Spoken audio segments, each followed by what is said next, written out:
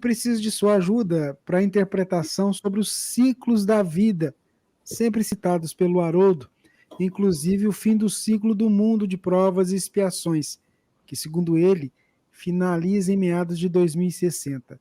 Sem apegar a essa questão de datas, até porque o livro dos médiuns já nos atenta quanto a isso. Eu queria te ouvir um pouquinho sobre isso, se você pudesse falar sobre essa questão do ciclo do mundo.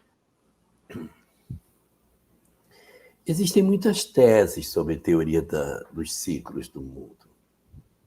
Existe uma tese, que é a tese dos setênios, que a cada 7 anos a humanidade, o homem, o indivíduo passa por uma transformação. Então, do 0 aos 7, 7 aos 14, 14 a 21, então a cada 7 anos uma mudança muito grande. Mas não há na doutrina espírita nada que conecte isso com o conceito que a gente até lê em algumas obras espiritualistas, mas não necessariamente espíritas. Existem outras obras mais ligadas aos aspectos astrológicos que falam sobre as eras, a era de Aquário, a era de Peixes, a era de Áries, e que esses ciclos longos em que movimentos do ponto de vista do posicionamento dos astros poderiam significar alterações na personalidade das criaturas terrestres, e colocam aí um período mais longo para cada uma dessas eras. Durante a década de 70 era muito comum se falar sobre a era de Aquário, que a era de Aquário, quando viesse, revolucionaria o mundo. As pessoas sonhavam que o ano 2000 ia ser uma virada de chave. Mas esses sonhos com datas não encontram respaldo dentro daquilo que a doutrina espírita apresenta para nós. Nós não temos nenhuma informação nesse sentido. Eu não sei hoje em que página está, mas nas versões mais antigas do livro A Gênese, na página 100 desse livro, a gente pode até encontrar, porque dá para procurar por palavras, mas na época, era na página 100, Kardec diz assim: se quem olhou para o céu e viu que aquela constelação, em vez de ser de leão, fosse do asno, teria colocado outra personalidade naqueles que nascessem sob a orientação desse signo. Então, a gente vê em Kardec uma percepção de não valorização dos aspectos astrológicos.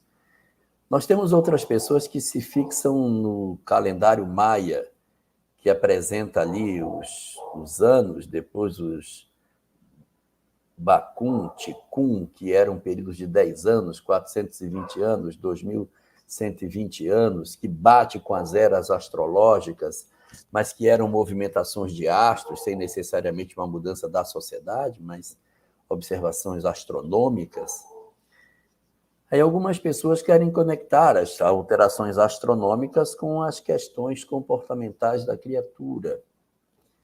Na doutrina espírita, nós também não temos nada relacionando o calendário maia com nada de transformação. O que nós temos, então? Nós temos 2 movimentos que aparecem dentro da literatura espírita. Nós temos um fenômeno que é a evolução dos espíritos. O espírito evolui. O espírito tem uma marcha de progresso. Ele vai evoluindo individualmente. Aqui está o espírito evoluindo. E você tem uma outra evolução, que é a evolução do mundo. O mundo também evolui.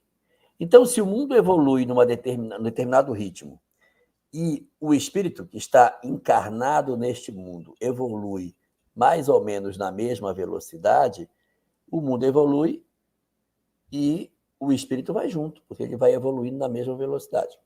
Agora, se o mundo evolui num ritmo e o espírito evolui num outro bem mais lento, a tendência é que ele vai ficando para trás. Então, nós temos uma marcha do progresso do planeta. Nós sabemos que o planeta vai atravessar a transição e ele vai chegar com os homens, sem os homens ou apesar dos homens. Se for com os homens, é mais rápido e a gente fica. Se for sem os homens, vai ser mais lento e a gente talvez fique. Se for apesar dos homens, vai ser bem mais lento e a gente não fica. Então, temos uma perspectiva de transformação do planeta. O planeta vai evoluir, isso é fato, ele vai deixar de ser provas e expiações e vai mudar para a regeneração. Quando?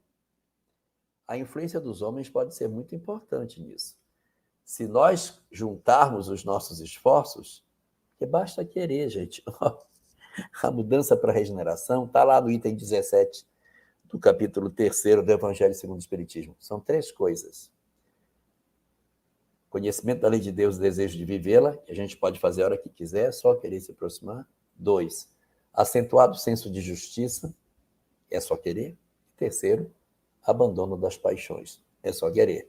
Então, basta querer, já se é. Mundo de regeneração é apenas um mundo onde os espíritos querem mudar.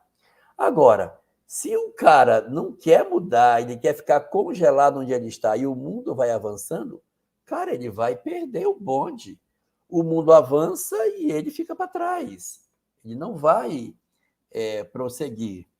Agora, uma data específica para que a gente consiga dizer, olha, agora a gente pode já antever quando vai dar, ela, de certa maneira, precisa ser observada dentro da questão do livre-arbítrio.